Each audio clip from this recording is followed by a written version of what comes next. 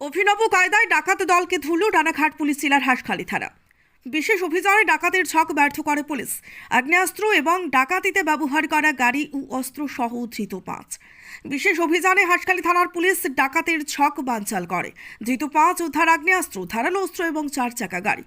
Police সূত্রে খবর, গতকাল রাতে গোপন সূত্রের খবরে হাঁসখালি থানার পুলিশ হাঁসখালি থানার মহাকাল এলাকায় একটি সন্দেহভাজন কালো স্করপিও গাড়িতে তল্লাশি চালায়। গাড়িতেই একটি 9mm পিস্তল, 1 রাউন্ড গুলি, দড়ি, টর্চ, শাবল এবং একটি ধারালো অস্ত্র বাজেয়াপ্ত করে।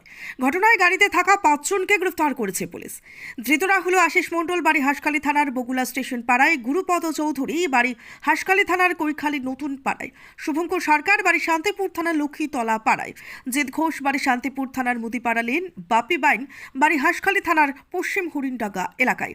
পুলিশ সূত্রে খবর, প্রাথমিক জিজ্ঞাসাবাদে ধৃতরা জানিয়েছে তারা ডাকাতের উদ্দেশ্যে একত্রিত হয়েছিল। ধৃতদের আজ রানাঘাট আদালতে পাঠায় হাঁসখালি থানার পুলিশ।